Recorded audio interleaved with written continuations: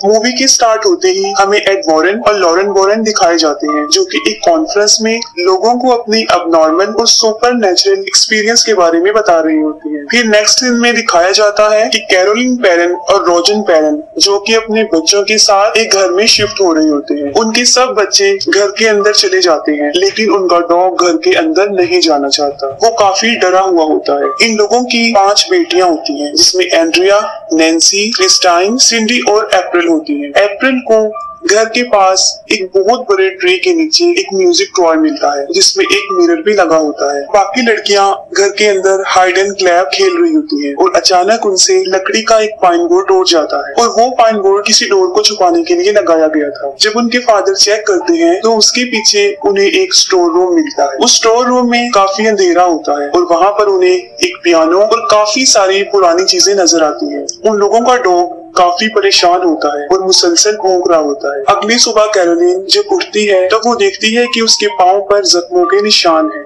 और उनके घर की सारी घड़ियां 3:07 पर रुकी होती हैं और उनकी बेटी अप्रैल को उनका डॉग बाहर मरा हुआ मिलता है। इसके बाद अगला सीन हमें एड वॉरेन के घर पे गोस्ट म्यूजियम में दिखाया जाता है। वहाँ एड के साथ एक प्रेस रिपोर्टर भी होता है। वहाँ पर वॉरेन प्रेस रिपोर्टर को ये बता रहा होता है कि इस म्यूजियम में जितनी भी चीजें हैं वो सारी जिन्नात की भूतों की हैं या उन्हें जादू टोनों में इस्तेमाल किया गया है और ये गोस्ट महीने में एक मर्तबा यहाँ आके प्रेयर करते हैं। फिर एड उन्हें एक एनाबेल डॉल के बारे में बता रहे होते हैं। वो बताते हैं कि इस डॉल में एक बहुत बड़ी शैतानी ताकत जिसने इसे अपना सोर्स बनाया हुआ है। इसके बाद फिर हमें वो फार्म हाउस दिखाया जाता है, जहाँ पर जैसे ही 3:07 होते हैं घड़ी वहीं पर रुक जाती है और ठीक उसी वक्त बुरी चीजों का टाइम शुरू हो जाता है। फिर क्रिस्टीन जब अपने बेड पर सो रही होती है तब कोई जोर से उसका पाँव खींचता है और इसके साथ उसे बहुत गंदी स्मेल भी आती है। सिंडी को नींद में चलने की आदत होती है और वो नींद में चलते चलते एंड्रिया के रूम में चली जाती है और बहुत अजीब तरीके से अलमारी पर अपना सर मार रही होती है।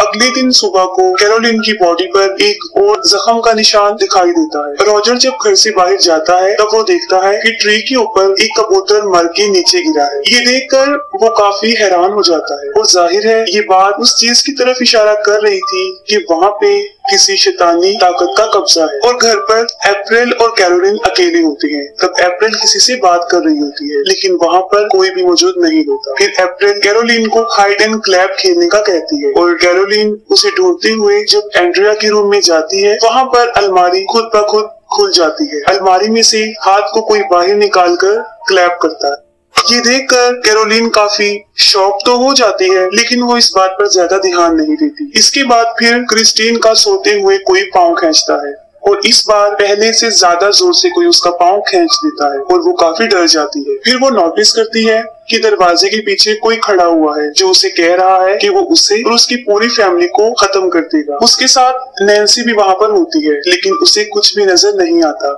लेकिन काफी बुरी स्मेल आ रही होती है। फिर सुबह क्रिस्टीन ये सब कुछ रॉजर और अपनी पूरी फैमिली को भी बताती है। कैरोलिन को दिखाया जाता है और अब उसकी बॉडी पर कई जगह पर जख्मों के निशान होते हैं। तभी उसे बच्चों के खेलने की आवाजें आती हैं। तब वो उन्हें चेक करती है, लेकिन सब बच्चे अपने रूम्स में सोए होते हैं। फिर अचानक से वहाँ पर एक अजीब चीज होना शुरू हो जाती है। घर के सारे फोटो फ्रेम्स खुद ब खुद नीचे गिर जाते हैं और सब के सब टूट जाते हैं। इसके साथ ही कैरोलिन को एक लड़की की आवाज आती है। वो उसकी आवाज को फॉलो करती है। जब वो बेसमेंट के पास पहुंचती है तब खुद ब खुद बेसमेंट का डोर ओपन हो जाता है। कैरोलिन बेसमेंट में जाकर जब वहाँ से भागने की कोशिश करती है तब उसके डोर खुद ब खुद बंद हो जाते हैं। कैरोलिन सीढ़ियों से नीचे गिर जाती है। तभी उसकी तरफ कोई एक बॉल फेंकता है। कैरोलिन फिर से भागने की कोशिश करती है, लेकिन अब वहाँ पर काफी अंधेरा हो जाता है। फिर कैरोलिन माचिस की तीली जलाकर वहाँ देखती है तब पीछे से कोई लड़की उसे डरा रही होती है और साथ साथ क्लैप कर रही होती है। कैरोलिन वहीं फंस जाती है और सिंडी एंड्रिया के रूम में पहुंचकर फिर से अलमारी पर अपना सर पटक रही होती है। एंड्रिया ये देखकर सिंडी को अपने साथ सुला लेती है। तभी अचानक से उस अलमारी का डोर खुद ब खुद ओपन हो जाता है। एंड्रिया उस अलमारी को खोलकर चेक करती है। तब उस अलमारी के ऊपर एक औरत का गोश्त बैठा होता है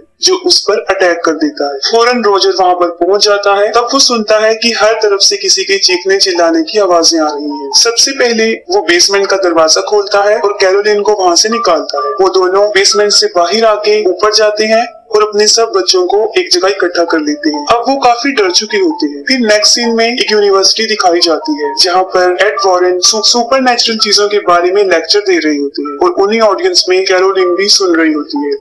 लेक्चर के खत्म होते ही कैरोलिन एड वॉरेन और लॉरेन वॉरेन के पास जाती है और उन्हें रिक्वेस्ट करती है कि वो उनके घर पर आए, जिस पर एड और लॉरेन उनके घर चले जाते हैं। तब कैरोलिन और रोजर उन्हें सारा माजरा बताते हैं कि हालात दिन ब दिन बिगड़ते जा रहे हैं। वो बताते हैं घर में गंदी स्मेल आती है, रात में 3 दफा दरवाजा नॉक होता है और सुबह होकर बंद हो जाता है, और जो भी बर्ड उनके घर पे आकर बैठता है सुबह उनके गार्डन में मरा हुआ मिलता है। घर की सारी घड़ियां 3:07 पर रुक जाती है। उनके जवाब में एड उन्हें बताता है कि ये सब कुछ वहाँ पर शैतान होने की तरफ इशारा कर रही है। इसके बाद वो लोग बेसमेंट में जाते हैं और वहाँ पर जाकर लॉरेन समझ जाती है कि यहाँ पर कुछ अच्छा नहीं हुआ और उसी जगह पर काफी बुरे हालात हो चुके होते हैं। एड उस घर में होने वाले सारे इंसिडेंट्स का कैरोलिन से पूछते हैं और उन सब बातों को रिकॉर्ड कर लेते हैं। दूसरी तरफ लॉरेन अप्रैल से उसकी एक फ्रेंड के बारे में पूछ रही होती है, जिस पर अप्रैल उसे वो म्यूजिक टॉय दे देती है। जब लॉरेन उस म्यूजिक को प्ले करती है तब वो देखती है कि उसके मिरर में एक छोटे बच्चे की सोल है और वो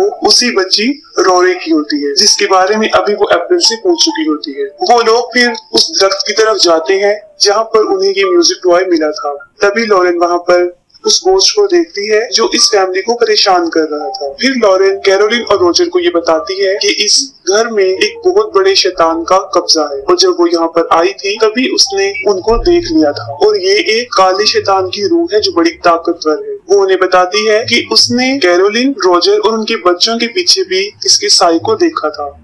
उस गोश्त की परछाई उनके साथ है और वो ही उन्हें परेशान कर रही है और यहाँ तक वो उनके पीछे लग गई हैं कि अगर वो ये घर छोड़कर यहाँ से चले भी जाएं तब भी वो इनका पीछा नहीं छोड़ेगी। तब एड उन्हें बताती है कि उन्हें यहाँ पर एग्जॉर्सिज्म करना है, जिसके लिए उन्हें चर्च से इजाजत लेनी पड़ेगी, जिसके लिए पहले तो उन लोगों ने चर्च वालों को सबूत देना है, तभी वो लोग इन्हें अलाउ करेंगे। लॉरेन उन्हें बताती है कि यहाँ पर बहुत सारे असेब हैं और सबसे बुरा एक साया है जिसके दिल में शदीद नफरत भरी हुई है।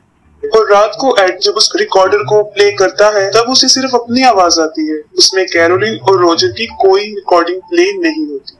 और लॉरेन एड को इस जगह की हिस्ट्री के बारे में बताती है कि एक आदमी ने यहाँ पर एक फार्म हाउस बनाया था। उस आदमी ने एक औरत के साथ शादी की थी जो काले जादू पर बहुत यकीन करती थी, यहाँ तक कि वो खुद भी काला जादू करती थी और वो शैतान को मानने वाली थी। उस औरत का नाम बादशिवा था और बादशिवा ने अपने 7 दिन के बच्चे को जलाकर उसकी कुर्बानी दे दी थी और जब ऐसा करता उसके हस्बैंड ने उसे देख लिया था तब वो भागकर बाहर आई और एक दरख्त पे चढ़ के उसने सुसाइड कर ली और खुद को फांसी दे दी। इस इंसिडेंट के बाद उस घर में कई ज्यादा डेथ्स हुई, जैसे रोरी नाम का एक बच्चा गुम हो गया था और उसके गम में उसकी माँ ने उसी घर के स्टोर रूम में सुसाइड कर ली थी। इसके अलावा उस घर की एक नेबर ने भी वहाँ पर सुसाइड की और एक बच्चे की वहाँ पर मौजूद एक तालाब डूबने से मौत हो गई थी। वो लोग जब ये बातें कर रहे होते हैं तब अचानक से प्लेयर खुद ब खुद प्ले हो जाता है और अब एड की आवाज के साथ एक गोस्ट की आवाज भी आती है जो कि काफी खौफनाक थी और उस वक्त टाइम भी 3:07 हो रहे होते हैं। अगले दिन एड और लॉरेन रोजर के घर पे जाते हैं और सारे सबूत इकट्ठे करते हैं ताकि वो चर्च को दिखा सके। इस काम को करने के लिए एक पुलिस ऑफिसर उनकी मदद करता है और उसके साथ एक लड़का ब्रैड भी। वो लोग इस घर के चारों तरफ कैमरास और वॉइस रिकॉर्डर लगा देते हैं और अंदर लॉरेन, कैरोलिन और उसकी फैमिली की एक पिक्चर को देखती है और अपनी पावर से वो ये समझ जाती है कि ये मोमेंट जब उन्होंने ये पिक्चर कैप्चर की थी उनके लिए सबसे खास था। एड सारे रूम्स में होली वाटर को छिड़कता है ताकि अगर वहाँ पे कोई शैतानी पावर हो तो उन्हें इससे तकलीफ पहुंचे और उसकी हरकत से ये लोग उसे रिकॉर्ड कर सके। अचानक से बेसमेंट का डोर ओपन हो जाता है और एड और लॉरेन वहाँ पर चले जाते हैं, लेकिन वहाँ उन्हें कुछ नजर नहीं आता। लेकिन जब वो वहाँ से बाहर आने की कोशिश करते हैं तब डोर अपने आप बंद हो जाता है। उस रात वहाँ पर उन्हें कुछ भी सबूत नहीं मिलता, ना ही कुछ वहाँ होता है और अगली सुबह वो सब लोग खुशी खुशी ब्रेकफास्ट कर रहे होते हैं। एड कैरोलिन को कहता है कि तुम रेस्ट कर लो, मैं और लॉरेन सब संभाल लेंगी। फिर जब लॉरेन कपड़ों को सुखा रही होती है तब वो देखती है कि बादशिबा उस कपड़े की पीछे वाली साइड पर खड़ी है और अचानक से वो कपड़ा उड़कर कैरोलिन के बेडरूम की खिड़की पर जाकर चिपक जाता है और जैसे ही विंडो से कपड़ा हटता है लॉरेन को वहाँ पर बादशिबा की रूह नजर आती है। इससे पहले कि लॉरेन कैरोलिन के पास पहुँचती, बादशिबा उसको पोजेस कर लेती है और अब वहाँ पर शैतानी लम्हे शुरू हो जाते हैं और ये इविल सोल्स काफी भयानक होती है। सबसे पहले पुलिस ऑफिसर ब्रैड को एक लड़की की आवाज आती है और उसे फौरन उस नौकरानी जिसने सुसाइड की थी उसका गोश्त नजर आता है और वो पुलिस ऑफिसर को काफी डरा देती है। फिर नैन्सी नींद में चलते हुए एंड्रिया के रूम में चली जाती है। इसके साथ ही उस रूम का डोर लॉक हो जाता है। जब नैन्सी नींद में चल रही होती है तब सारे कैमरास उसकी फोटो कैप्चर कर लेते हैं, जिससे ये साफ जाहिर था कि वहाँ पर नैन्सी के अलावा भी कोई मौजूद है। और जब नैन्सी रूम में होती है तब उसे एक बच्चे की आवाज आती है जो उसे कह रहा होता है कि वो छुप जाए। सब लोग उसी रूम की तरफ भागते हैं लेकिन ना तो उन्हें वहाँ वो बच्चा नजर आता है और ना ही नैन्सी। एड उसे टॉर्च लाइट की मदद से ढूंढ रहा होता है। तब वो देखता है कि नैन्सी दो दीवारों के बीच एक खाली जगह है, वो वहाँ पर है। अप्रैल लॉरेन को बताती है कि जब भी रोरी डरा हुआ होता है वो उसी जगह पर जाकर छुपता है, जिस पर लॉरेन फौरन उस जगह पर पहुँच जाती है। वहाँ पर उसे बच्चे के डॉल्स नजर आते हैं और म्यूजिक प्ले की जगह भी, और वहाँ पर उसे वो रस्सी भी मिल जाती है जिससे बादशिबा ने सुसाइड किया था। अचानक से वहाँ पर एक लकड़ी टूट जाती है और लॉरेन वहाँ से गिर जाती है और एक स्टोर रूम में आ जाती है। वहाँ पर लॉरेन उस म्यूजिक के गिलास में देखती है तब उसे रोरी की मदर की सोल नजर आती है जो कि बुरी तरह रो रही होती है। रोरी की मदर का गोश्त लॉरेन को कहता है कि उसने उससे ऐसा करवाया था और ये कहते ही वो वहाँ से गायब हो जाती है। और वहीं पर बादशिबा का गोश्त भी होता है जो लॉरेन को काफी डरा देता है और जब वो वहाँ से भागने लगती है तो वो उसके गले की चेन को खींचकर पीछे की तरफ लाती है। वो लॉकेट टूटकर वहाँ गिर जाता है जो उसे उसकी बेटी ने दिया था। लॉरेन की बेटी का नाम जोडी होता है जिसमें उसकी पिक्चर भी लगी होती है। लॉरेन भाग कर बाहर आती है और वो सबको बताती है कि ये बुरी परछाइयाँ सिर्फ माँ पर ही हावी होती है और माँ के हाथों ही उसके बच्चे की जान ले लेती है। वो उन्हें बताती है कि अब वो कैरोलिन को पोजेस कर रही है और उसकी बॉडी पर जो जख्मों के निशान है इसकी भी ये गोश्त ही वजह है। अचानक से सारे क्रॉस जमीन पर गिर जाते हैं और नैन्सी को कोई ताकत उसके बालों से पकड़ती है और उसे इधर उधर मारना शुरू कर देती है, लेकिन वो लोग नैन्सी को बचाने में कामयाब हो जाते हैं। वो लोग इस घर को छोड़ने का फैसला कर लेते हैं, जिस पर एड रॉजर को बताता है ये सब कुछ वो चर्च के सामने पेश करेंगे और फिर इस घर का एक्सोर्सिज्म करेंगे। इसी दौरान लॉरेन को अपनी बेटी जोडी की आवाज आती है और वो देखती है कि तालाब में उसकी डेड बॉडी है। ये देखकर लॉरेन काफी डर जाती है। वो अपनी बेटी के लिए काफी परेशान हो जाती है और एड को भी इस बारे में बताती है कि ये हमारे लिए भी एक इशारा है। अगले दिन लॉरेन और एड फादर को उस घर में होने वाले वाकयात के बारे में बताते हैं और सारे सबूत भी दिखाते हैं और उनके पास वो पिक्चर भी होती है जब नैन्सी नींद में चल रही होती है और उस वक्त वहाँ पर नैन्सी के साथ रोरी की सॉल भी खड़ी होती है, जिसके लिए फादर उन्हें ये कहते हैं कि एक्सोर्सिज्म के लिए उन लोगों को मजीद आगे से परमिशन लेनी होगी क्योंकि ये लोग कैथलिक नहीं है। फिर हमें लॉरेन एड की बेटी जोडी दिखाई जाती है और वो बादशिबा का गोश्त उसके लॉकेट के जरिए उस बच्ची के पास पहुंच जाता है। तभी वो जोडी का पाँव खींचती है जिससे वो जाग जाती है और काफी डर जाती है और अपने मदर और फादर को ढूंढते हुए अपने रूम से बाहर आ जाती है। और यहाँ पर हम ये भी देखते हैं कि उनके उस गोस्ट म्यूजियम में वो अनाबेल डॉल नहीं है, जिससे जोडी काफी डर जाती है। और उसी वक्त वहाँ पर बादशिबा नजर आती है जिसकी गोद में वो अनाबेल डॉल बैठी होती है। बादशिबा जोडी को डराती है और उसे नुकसान पहुंचाने की कोशिश भी करती है, लेकिन बिल्कुल ठीक वक्त पर एड और लॉरेन वहाँ पर पहुंच जाते हैं और अपनी बेटी की जान बचा लेते हैं। और दूसरी तरफ कैरोलिन, अप्रैल और क्रिस्टाइन को अपने साथ कहीं पर लेकर जा रही होती है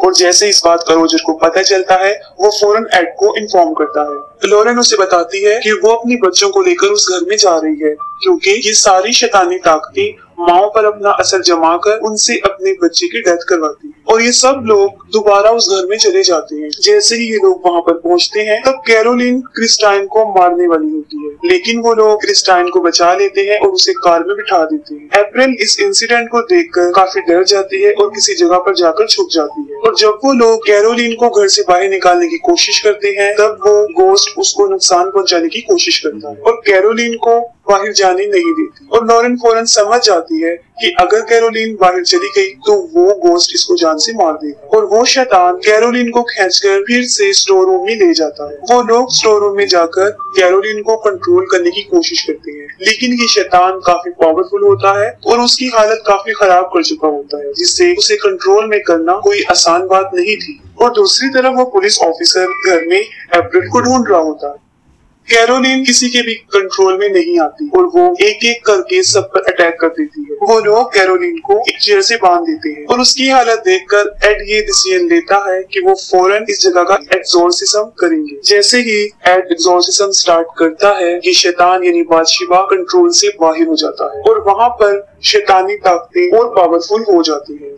लेकिन एड नहीं रुकता और वो एक्सोर्सिज्म के वर्ड्स को मुसलसल बोलता रहता है और फिर हमें एक अजीब मंजर दिखाया जाता है कि वो शैतान एक्सोर्सिज्म को रोकने के लिए उस चेयर को हवा में उछाल देता है और साथ ही उस कुर्सी को नीचे गिराकर उस कुर्सी को भी तोड़ देता है और इससे कैरोलीन की सारी रस्सियां खुल जाती है और वो एड को मुख्तलिफ तरीकों से मारने की कोशिश करती है। और उसी दौरान थॉमस को भी अप्रैल मिल जाती है और जैसे ही कैरोलीन को पता चलता है कि अप्रैल कहाँ पर छुपी हुई है, वो उसे मारने के लिए उसकी तरफ बढ़ती है। लेकिन इससे पहले कि कैरोलीन उसे मारती, एड वहां पर पहुंचकर एक्सोर्सिज्म कंप्लीट करता है और एड बादशाह को कसम देता है जिससे वो मानती है कि वो वहां से वापस चली जाए। लेकिन अभी भी वो शैतान कैरोलीन पर हावी होता है और तब लॉरेन और रॉजर उसकी मदद करते हैं। वो लोग कैरोलीन को उसकी फैमिली और उसके बच्चों की यादों के सहारे उसे पावरफुल बनाते हैं ताकि वो इस गोस्ट का मुकाबला करे। और एट लास्ट कैरोलीन की फैमिली और उसके बच्चों का प्यार उसके लिए जीत जाता है और वो शैतानी गोस्ट कैरोलीन को